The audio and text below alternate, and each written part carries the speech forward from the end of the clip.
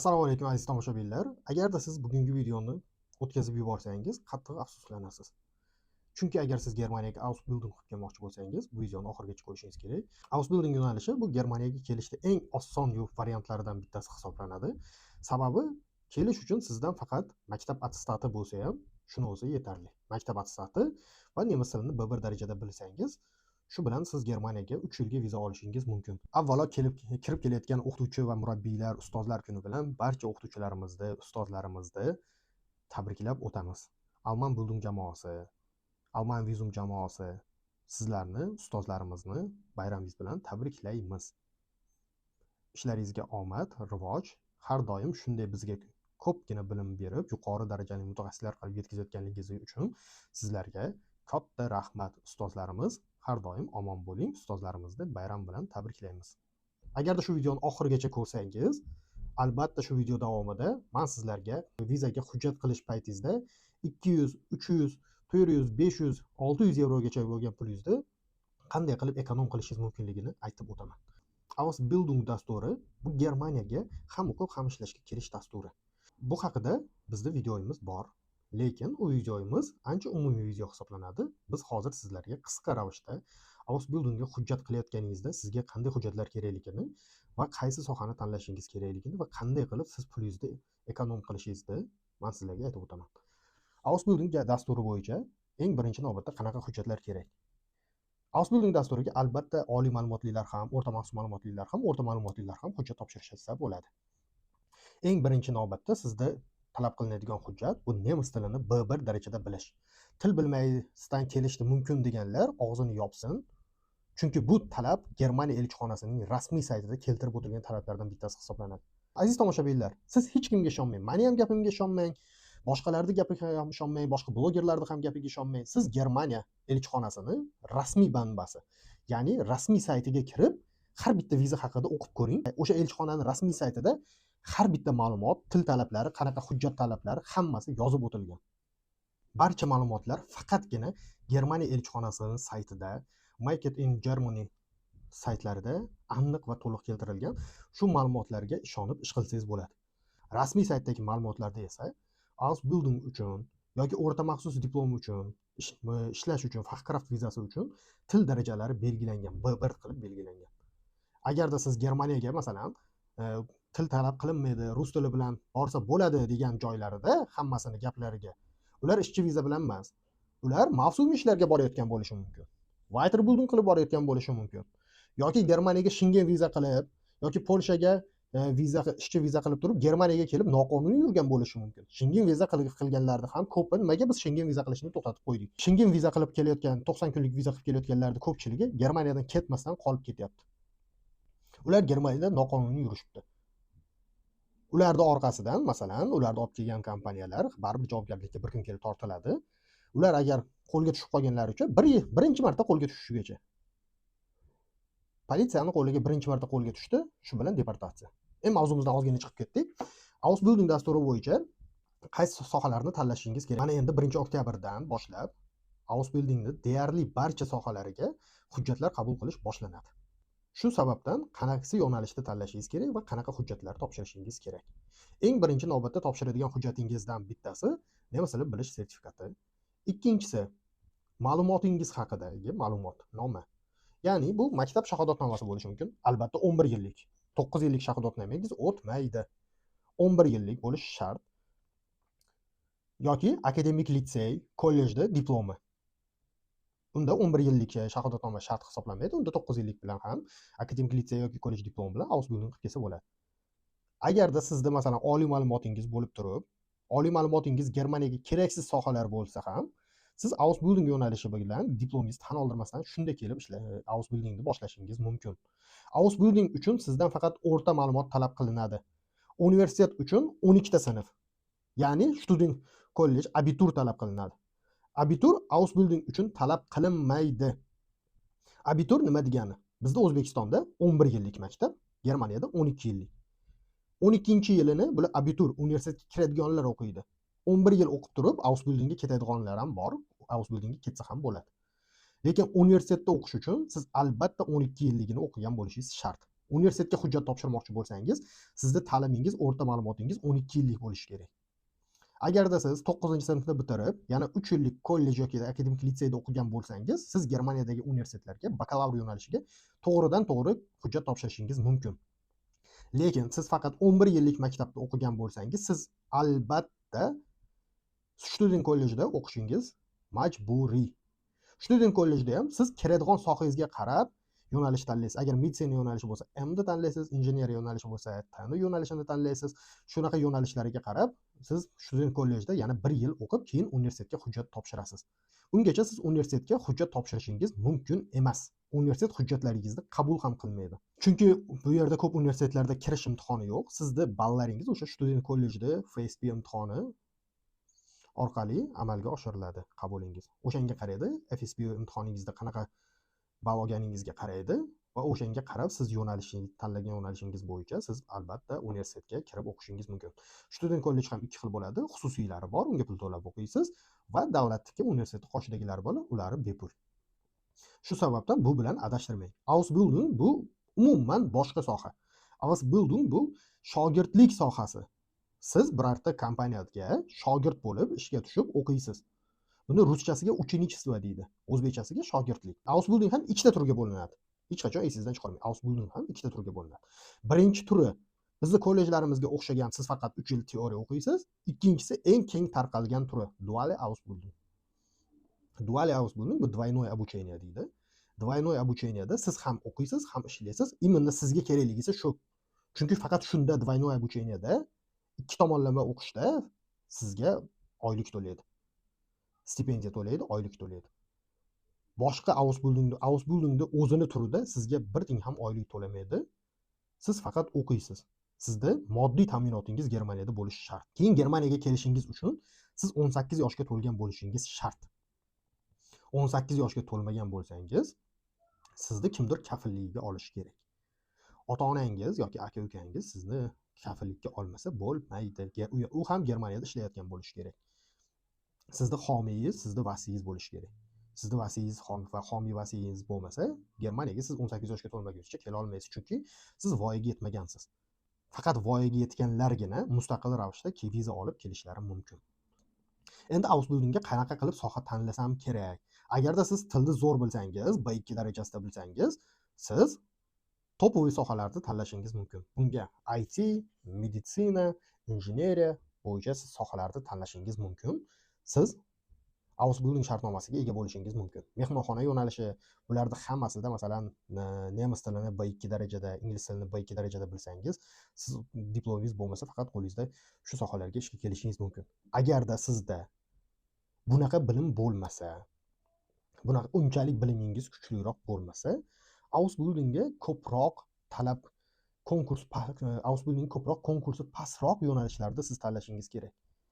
Konkursi past yo'nalishlar degani, ular degani kam oylik to'laydi yoki u ish past ish degani emas. Bu ishlarga qanaqa ishlar kiradi? Konkursi past, lekin talab juda katta bo'lganligi uchun konkursi pastroq. Bular santexnika, elektrika, gastronomiya, mexatronika shu sohalarga B1 yaxshi B1 bilan shprexini yaxshi bo'lish kerak. Bemalol ishga kelsangiz bo'ladi. Gastronomiyaga ishga kelish degani faqat men povar bo'lib chiqaman u yerdan yoki ofitsiant bo'lib chiqaman degani emas. Gastronomiyada Ausbildung qilish bu sizga faqat povarlik yoki ofitsiantlikni bermaydi. Gastronomiyada Ausbildung qilish, siz o'sha restoran sohasida ishchi bo'lib chiqasiz. U yerda administrator bo'lishingiz mumkin kelajakda, menejer bo'lishingiz mumkin, texnolog bo'lib chiqishingiz mumkin agar qo'shimcha weiterbildung qilib olsangiz. Bu yo'nalishlar ham keng. Keyin siz yana qaysi yo'nalish tanlashingiz mumkin? Siz hozirgi kunda haydovchilik yo'nalishlari, qurilish mashinalarini haydash, yuk tashish mashinalarini haydashga ham Ausbildung qilib kelsangiz bo'ladi. Yuk mashinani haydash bo'yicha, ishga kelish bo'yicha, Fachkraft vizasi bo'yicha bizning alohida videomiz bor, kanalimizga o'tib ko'rishingiz mumkin. Ausbildung haqida to'liq ma'lumot ham, umumiy ma'lumot ham videomiz bor, uni ham o'tib ko'rishingiz mumkin. Ausbildung 2026 ga qabul boshlandi. Shoshiling. Joylar chegaralangan. Agarda siz iyunda hujjat topshirsangiz, mayda hujjat topshirsangiz 2027 ga qolasiz. Siz o'ylamang, Ausbildungda joy tiqilib yotibdi, topshiraman-da deb. Ausbilding keyingi yili boshlangan bilan hujjat qabul qilish 1 yil oldin почти boshlanadi. Deyarli 1 yil oldin boshlanadi. Shu sababdan joylar qolmasligi mumkin. Shunga shoshilib harakat qiling. Mana Ausbilding uchun sizga faqat asosan ikkita hujjat kerak ekan. Maktab shahodatnomasi va til bilish darajasi. Ausbildingda keyin siz agarda moddiy ta'minotingiz qiyin bo'lsa, Ausbildingda oyligi yaxshiroq sohalarni tanlang. Stipendiyasi yaxshiroq sohalarni tanlasangiz, sizga viza olishingiz ancha yengil bo'ladi. Uni yashash xarajatlaringizni ham o'zingizni ham qoplaydi. Ya'ni mini job qilishingiz mumkin. Mini job qilib ham masalan anchagina o'z hayotingizni o'nglab olsangiz bo'ladi. Moddiy jihatdan muammo bo'lmaydi. Ausbilding qilib kelishga ham qo'rqmanglar, bemalol qilib kelishingiz mumkin. Fachkraftni kutib o'tirgandan ko'ra, Fachkraft hozir kunda kundan kunga konkurs kuchayib ketyapti Fachkraftga. Siz masalan o'zingizni zo'r mutaxassis deb hisoblasangiz, sizga masalan ish topish muammo emas, to'g'ri. Lekin u hujjatda ham siz zo'r mutaxassis bo'lishingiz kerak. Diplomingizdagi baholarda bekorga ilovasi so'ralmaydi. O'sha ilovalarga qarab, o'rtacha bahoyingizga qarab, hattoki sertifikat olayotganingizda, nemisdan sertifikat olayotganingizda Sprechndagi balingizga ham qarab, asosan ishga beruvchi sizga shartnoma yo beradi, yo bermaydi. Adil kadrlari, ish beruvchilarning adil kadrlari, kadrlar bilan ishlash bo'limlari juda yaxshi ishlaydi. Ular masalan har bitta kandidatni sinchiklab o'rganib chiqishadi. Nimaga bizning kompaniyamizda bizni bitta odamga hujjat qilishimiz, u bilan ish bilan ta'minlab berishimiz 2 oyni tashkil qiladi o'rtacha. O'rtacha 2 oyni tashkil qilishiga sabab Germaniyada ish tez bitmaydi. Agarda siz ishingizni masalan tez bitadi deb o'ylasangiz, u narsani chuchvarani xom sanabsiz. Bitta kandidatni masalan biz ko'rib chiqib, o'zimiz o'rganib chiqib, uni hujjatlarini jo'natib, uni hujjatlarini ish beruvchi qarab chiqquncha ham kamida 1-1,5 oy vaqt o'tib ketadi. Hozir kunda talab kuchli, konkurensiya kuchli, Germaniya trendga chiqqan. O'shaning uchun harakatingizni oldindan qiling. Ausbilding uchun hujjatlaringizni topshirishingiz mumkin. Agarda siz nemis tilini bilmasangiz, nemis tilini o'rganishni hoziroq boshlang. Ausbilding jamoasi o'zining intensiv 6 oylik kurslarini sizga taklif qiladi. Siz bemalol bizning kurslarimizda o'qib, nemis tilini o'rganishingiz mumkin. Agarda sizga Ausbilding shartnomasi kerak bo'lsa, bizga murojaat qiling. Pastda ko'rsatilgan raqamlarimizga Telegram yoki WhatsApp orqali yoki ko'rsatilgan pochtamizga, elektron manzilimizga ham xatlaringizni jo'natsangiz bo'ladi.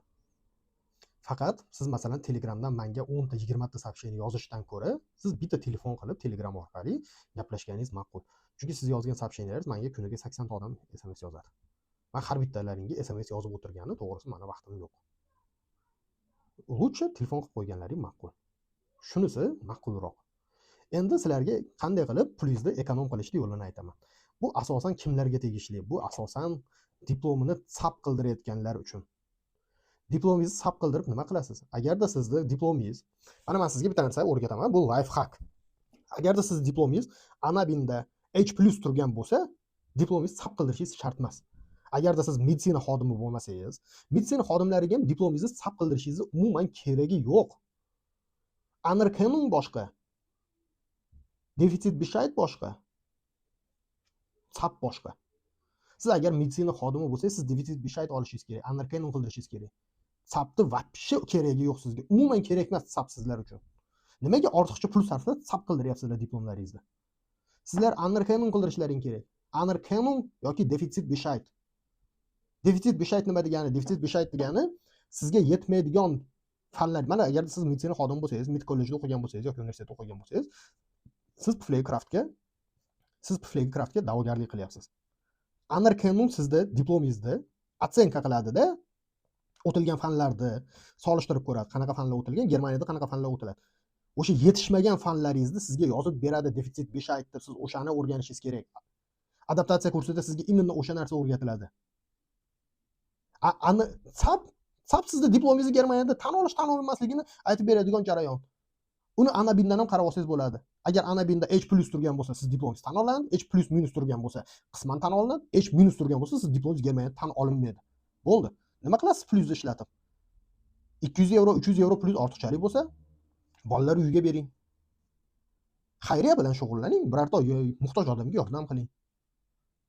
Menimcha Germaniyaga ishga keladigan odamlarda ortiqcha puli bo'lmasa kerak. Agarda siz sap qilmoqchi bo'lsangiz diplomingizni, iltimos sap qilib o'tirmang diplomingizni. Bu kerak emas jarayon. Usiz ham ishingiz bitadi sizda. Anabindan bitta ko'chirma olasiz, bo'ldi. Agarda siz mutaxassisligingizni tasdiqlamoqchi bo'lsangiz, siz anerkennung qildirishingiz kerak. Anerkennung boshqa, sap boshqa narsa. Sap u diplomingizni Germaniyada tan oldirish emas. U sizga mutaxassislik berish emas. SAP o'sha diplomingizni Germaniyada tan olish yoki tan olinmasligini aytib beradi xolos. U ofitsialniy uga mana buni hujjati bilan to'g'ri siz diplomingiz tan olinadi, Germaniyada tan olingan deyishingiz mumkin. Lekin agarda siz davlat reglamentida bo'lmagan kasb egasi bo'lsangiz, sizga u narsa kerak emas umuman. Siz Anabindan ko'chirma olsangiz bo'ldi. Anerkennung degani sizga mutaxassislik berish Germaniyadagi. Agarda siz iqtisodchi bo'lsangiz, finansist bo'lsangiz, buxgalteriyada ishlagan bo'lsangiz, buxgalter bo'lsangiz, siz buxgalter degan professiyani olishingiz uchun Germaniyada anerkennung qildirasiz. Agarda siz masalan hamshiralik ishini bitirgan bo'lsangiz, Germaniyada u majburiy anerkennungdan o'tiladi. Sizga o'sha defitsit beshayib beradi. Har bitta Bundeslandning o'zini organi beradi. Siz qaysi joyga masalan ishga kelmoqchi bo'lsangiz, o'sha joyga qildirasiz, xolos. Siz adashtirmang buni SAP bilan anerkennungda. Bu ikkalasi juda yer bilan osmonchalik farqi bor narsalar. Bu bizni oldingi videomizga anerkennung haqidagi videomizda o'tib ko'ring. Anerkennung bu sizda mutaxassisligingizni tasdiqlash. Agar sizda ish beruvchingiz anerkennung kerak degan bo'lsa, unga SAP qildirib, tim bo'lya agar Ausbildung uchun siz diplomingizni SAP qildirib o'tirmang, anerkennung qildiring. Mutaxassisligingizni tasdiqlating. Chunki agar siz mutaxassisligingiz tasdiqlansa, agar Germaniyada kelayotgan sohangiz nima uchun anerkennung qildiriladi? Ausbildung uchun nima uchun anerkennung qildiriladi? Anerkennung qildirishdan maqsad sizda masalan O'zbekistondagi kasb-hunar kolleji diplomingiz 3 yillik diplomingizda agarda masalan Germaniyada butunlay sizni o'sha kasbga shug'ullanmoqchi bo'lgan kasbingizga, Ausbildung qilmoqchi bo'lgan kasbingizga yaqinroq soha bo'lsa, o'shani masalan necha soati to'g'ri keladi. Agar 2 yili to'g'ri kelsa, 2 yili tan olingan bo'lsa, anerkennung jarayonida siz Germaniyada faqat 1 yil Ausbildung o'tasizda, keyin ishga o'tib ketasiz. Shuning uchun anerkennung qildiriladi. SAP umuman boshqa narsa. Anerkennung boshqa, SAP boshqa. Iltimos bu haqida masalan manbalardan qarab o'qinglar. Ko'p unaqa o'ylab o'tirmanglar. Bugunga menimcha yetarli. Sizlar bilan bugun G'anishir Sagdullayeva bo'ldi. Alma Vizum jamoasining vizalar bo'yicha yetakchi mutaxassisi. Agarda siz Germaniyaga kelmoqchi bo'lsangiz, bizga murojaat qiling va Germaniyada ishlash orzungizni amalga oshiring. Germaniyaga qo'yiladigan birinchi qadam biz bilan boshlanadi.